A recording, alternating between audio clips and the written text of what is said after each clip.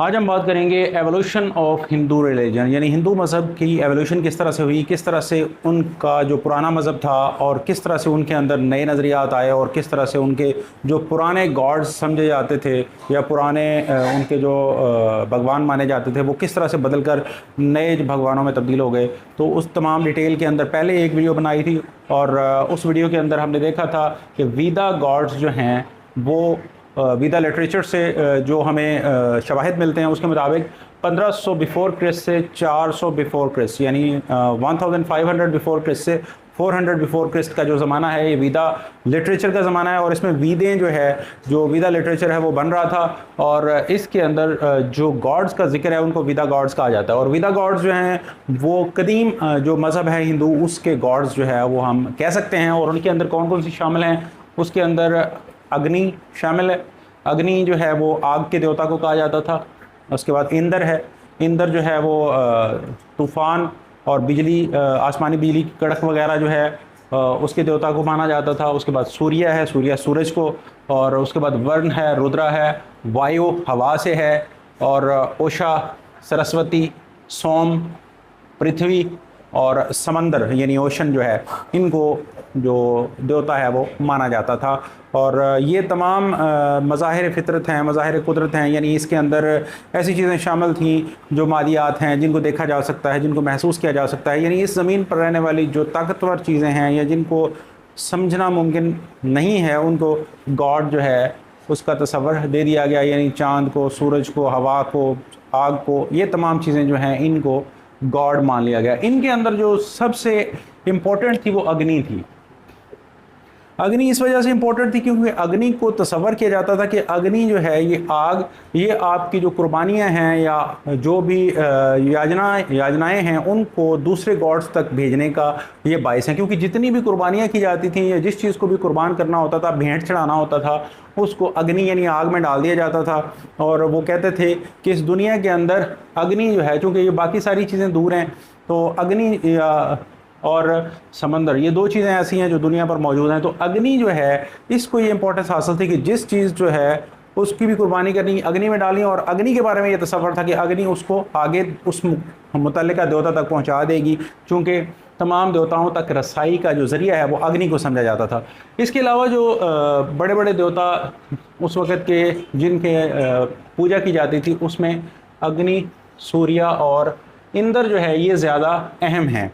तो अग्नि, इंद्र और सूर्य, तो इनकी जो पूजा है वो बहुत ज़्यादा की जाती थी उस दौर में। उसके बाद जो है वो रामायण का ज़माना आया और डॉक्टर हंटर के मुताबिक जो रामायण का ज़माना है वो 1000 बिफोर क्रिस्ट का है।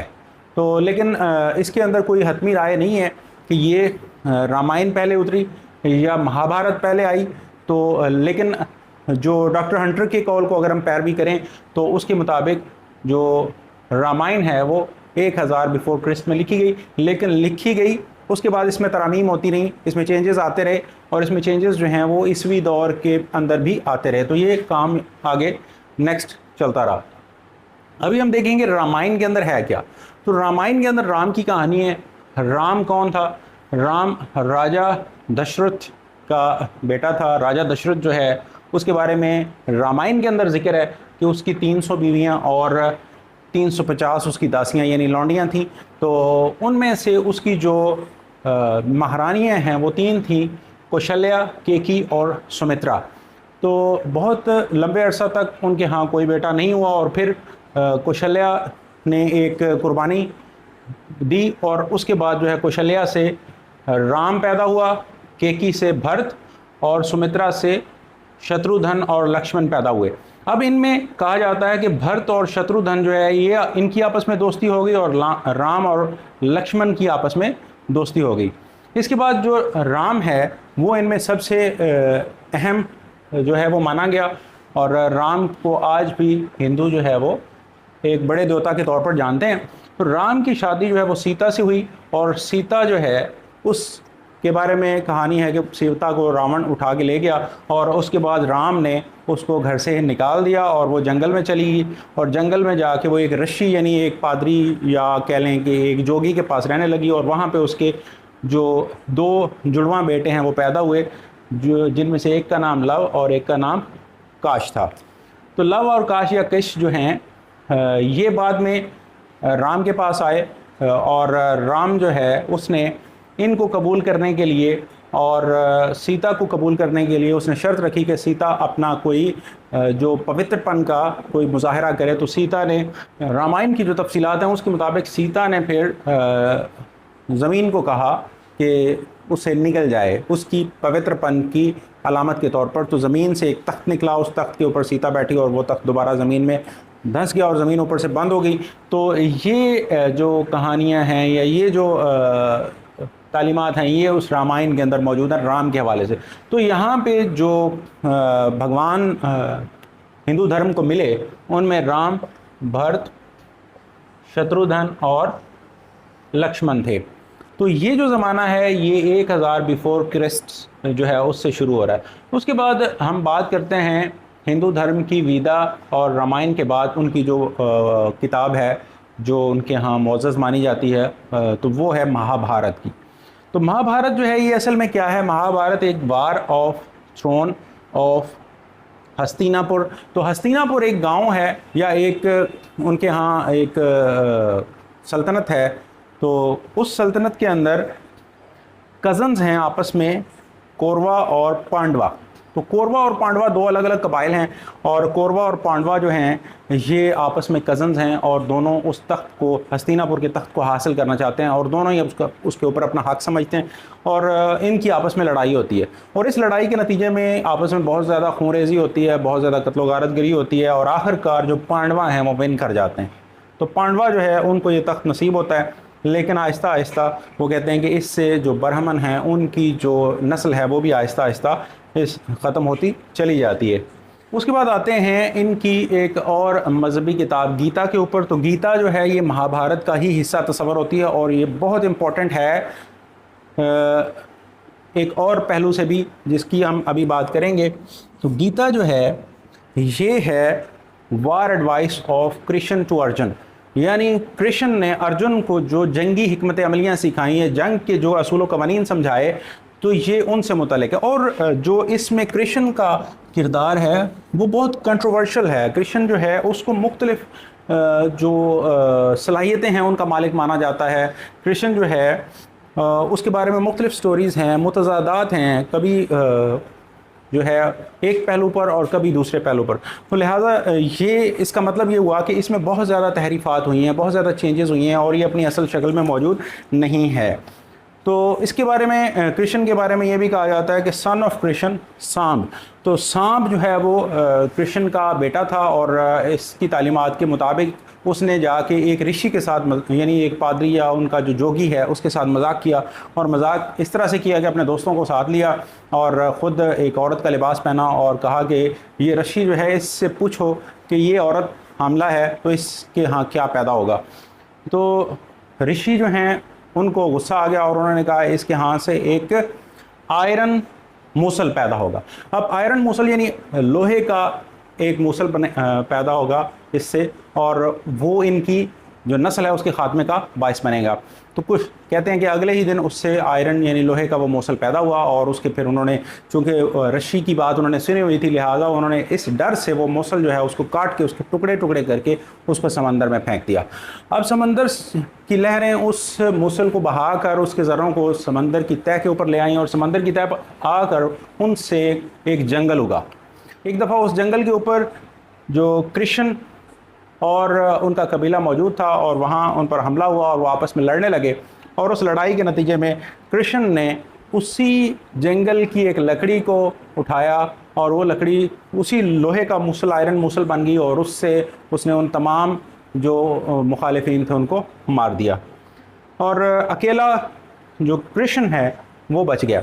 अब उस जो लोहे का मूसल था और समंदर में फेंका था उसका एक टुकड़ा गीता की तालीमात की रोज़ से एक मछली ने खा लिया और उस मछली को एक मछेरे ने पकड़ा और उसके पेट से जब उसको वो लोहे का मूसल मिला तो उसने उसको एक तीर का सिरा बनाया और उस तीर को उसने अपनी कमान में रखा और शिकार के लिए निकल गया। जब कृष्ण ने तमाम लोगों को मार दिया और उसके बाद कृष्ण सस्ताने के लिए उसी जंगल में छुपकर सो गया। अब उसका एक पाँव नज़र आ रहा था और वो शिकारी जब गया तो उसको उसका वो पाँव, एक हिरण का पाँव महसूस हुआ और उसने उसकी वो तीर मारा और उस तीर के लगने से कृष्ण जो है वो वहाँ पे वफात पा गया। तो इससे भी जो ब्राह्मण हैं यहाँ पे उनकी जो ख़ात्मा है उसका एक क्लू मिलता है, और यहाँ पे कृष्ण जो है उसकी वफात का भी पता चलता है कि वो तीर लगने से हुई। अब ये तो थी एक हिंदू धर्म की जो तालीमात हैं उनके हवाले से, लेकिन अगर हम रिसर्चर्स की बात को देखें तो रिसर्चर्स क्या कहते हैं गीता के बारे में। रिसर्चर्स कहते हैं कि गीता जो है ये हिंदू धर्म की बुक नहीं है, बल्कि ये एक रिलीजियस बुक है एक और मज़हब की। और वो मज़हब क्या कहता था, विद वननेस, उस मज़हब के अंदर वहदानियत थी, वो एक वननेस ऑफ गॉड पर यकीन रखता था, और उनके मानने वालों को भोक्ता कहा जाता था या भगोता कहा जाता था। तो इसी जिस तरह से हिंदुइज़्म के मानने वालों को हिंदू कहा जाता है, बुद्धिज़्म के मानने वालों को बुद्धिस्ट या बख्शु कहा जाता है, इसी तरह से इस्लाम के मानने वालों को मुस्लिम्स कहा जाता है।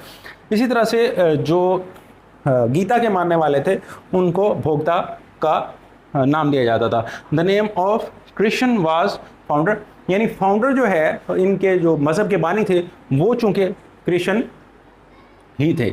और हिंदुइज़्म के अंदर जो कृष्ण है उसको एज अवतार ऑफ विष्णु, विष्णु का अवतार जो है वो मान लिया गया।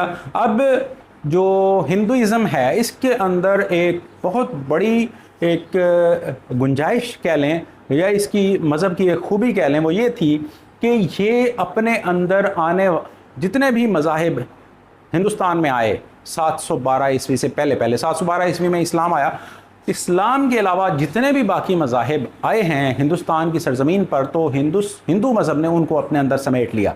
गीता के अंदर जो वननेस की तालीमात है उनको भी ख़त्म करके उनको भी शामिल कर लिया गया हिंदुइज़्म के अंदर, और उनका जो मुबल्लिग है कृष्ण उसको बतौर भगवान और विष्णु का अवतार बना दिया गया। यानी ऐसा ही इनका असूल है कि जब भी जिस तरह से सिद्धार्थ जो बुद्ध मत के बानी हैं तो उनको भी अवतार मानकर और उनकी भी मूर्ति, हालांकि जो सिद्धार्थ हैं उनकी तालीमात के अंदर खुदा का कोई जिक्र नहीं मिलता, उस पर नेक्स्ट वीडियो बनाऊंगा।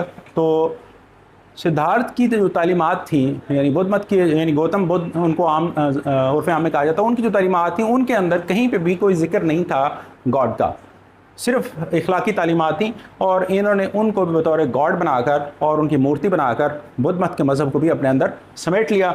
इसी तरह से इन्होंने जैन मत को अपने अंदर समेटा, इन्होंने गीता यानी भगवता मज़हब को अपने अंदर समेटा। तो हिंदू मज़हब जो है उसका ये वतीरा या तरीका रहा है कि उसके बानी को भी एक भगवान का दर्जा दे दिया जाए और उसको अवतार मान लिया जाए अपने खुदाओं का, और उसकी पूजा करनी शुरू कर दें। और जैसे ही उसकी पूजा शुरू करेंगे तो उस मज़हब के मानने वाले भी उसकी पूजा करने लगेंगे, और इस तरह से वो भी हिंदू मज़हब के अंदर आ जाएंगे।